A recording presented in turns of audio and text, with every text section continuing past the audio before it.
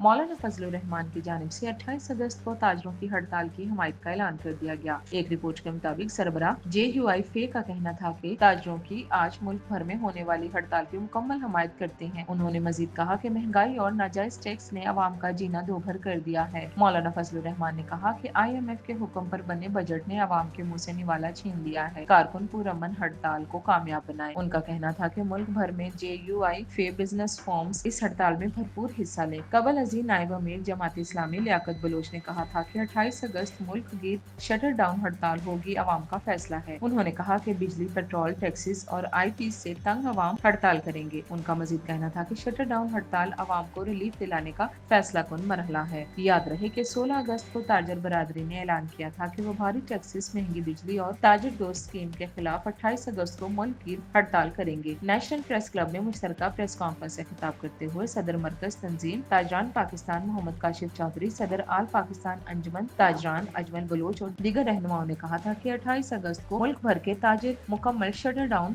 کریں گے۔